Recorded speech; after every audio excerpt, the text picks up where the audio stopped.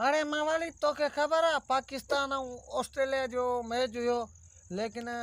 Australia खटो game जो तो कम है लेकिन ऑस्ट्रेलिया खटो भी मना पाकिस्तान के मना शिकत ॾिनी अहिड़ो कोई मसलो ना है इहो असांजा प्लेयर आहिनि असांजा मना हाई लेवल जा प्लेयर जे मना सुठी रांदि खेॾी लेकिन हार खट मना खटण ऐं हारण इहो गेम जो कमु हूंदो आहे केॾी महिल इंसानु खटंदो आहे केॾी महिल हारींदो आहे इन हिसाब सां तव्हां छा चवंदा मावाली? बिल्कुल यो गेम जो कम असीं खेडण में कदे हेनी पासे वारे के शिकस्त किनी हेनी पासे वारे के इनन में असा के जो को नो प्रॉब्लम आ असा जो असा खिलाड़ी उन्हनि ते असा जी फिकर आ उन्हनि ते फिकर आ असा के ओ एकड़ी मैच हराई तन पेरे ते इंडिया जी चेल भगन बिल्कुल बिल्कुल सही सीधा समा सोटा आया तन हाँ सोटा आया तन मां भी बुधम हाँ सीधा समा ये चो लगा उन्हनि के लगा न वाकई लगा बिल्कुल वरी बे नंबर ते आयो यो छा नालो तस यो ऑस्ट्रेलिया आयो न हां ना न्यूजीलैंड सिक्योरिटी यारो काली वर्दी यारो ओ यो आयो थी चाहे अस्पेरी यो आयो न पेरी नंबर असल हिनी जो यो अच्छा लेकिन इंडिया तो गलती में अची यो हिते हां पोइ से जीए जो हे आयो चाहे सिक्योरिटी अची जो ठका गडन जी चेली भगी चले नी जी भी दा बाबा वो इंडिया जो मगज फाड़े नी जी चेल भजी पई हां पो सिक्योरिटी सा गड वापस वयो न वयो इए वयो कोई हिए वया अफगानिस्तान जो छे पे मन नस्वार दई रांद खेदम वरी अफगानिस्तान भाईदो आयो सी हम नस्वार दे के हम लड़ेगा हम जीतेगा अरे जीतेगा तू अचत सही न मैदान में अचत खबर पए हां जी जो आयो हिकड़ो नस्वार बियो नस्वार ट्रियो चौथो नस्वार या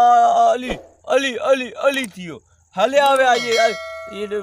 सजा नारा हणन पिया हिते होटलन ते बिल्कुल टे मैच पाकिस्तान सांदे खटिया हां लेकिन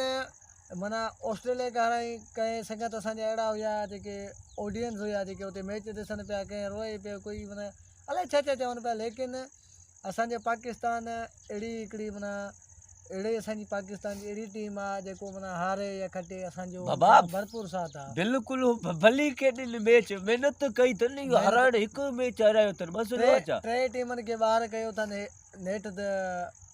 बिल्कुल सही कम हार ऐं जीत गेम जो कम ना सही इन्हनि ते मूंखे फ़ख्र आहे इन्हनि ते भलो कमु कयो अथनि ॾाढो मूंखे वणियो इन्हनि जो दे हाणे चश्मो छो पातो अथई चश्मो मां इनजे लाइ पातो आहे न मां टीवी ॾिसंदो आहियां अॻे दफ़ा बि मैदान ते बाल लॻो छोकिरे मां चयो ईअं न टीवी जे बाल टपी अचे लॻी एक्चुअल में हिन जे करे आसिफ वारा छॻा न तोखे यादि आहिनि यादि न मां ईअं न लॻल मां चयो टीवी खां टपी अचे निंड जे करे पातो आई जीअं त इंडिया मैच हरायो विराट कोहली खे अलाए छा चवनि पिया लेकिन इहो खिलाड़ी जो हो जेके चवंदा आहिनि कि बाबा असां हुजूं हिननि खे मैच खेॾण आयो अरे अचो मैदान ते त चलो जेको मैदान ते हूंदो आहे जेको टीम सां मुक़ाबलो कंदो आहे उन्ही खे ख़बर हूंदी आहे त मैच छा आहे इंडिया वारा आहे नी चरिया हाणे उन्हनि खे कहिड़ी ख़बर अचो आहे जेको तव्हां हिननि खे चओ था पंहिंजनि खे तव्हां अचो आहे मैच ते ॾिसूं आहे विराट कोहली के खाम का अलाए छा सोशल मीडिया दौर असां ॿुधूं था लेकिन विराट कोहली हिकु माना सुठो खिलाड़ी आहे लेकिन हार जीत ते कम आहे न हाणे असांजा पाकिस्तानी जीअं मैच माना हाराए विया लेकिन असां वरी बि चऊं था बिल्कुल फ़ख्र आहे भली महिनत कई अथनि असांजो हुननि जो माना दिलि में असांजी जॻह आहे हो असांजा ॿाहिरि आहिनि हार जीत गेम जो कमु आहे अगरि हार जीत न हुजे त पोइ कीअं थिए आजा बिल्कुल ईअं ई थींदो आहे सही बात बस अल्लाह ख़ैर कंदो ॿियो मसलो ई न आहे माना त तव्हांजो भरपूर वाउंट आहे न पाकिस्तान जी टीम खे मां जो ॿिन्हिनि हथनि सां सलाम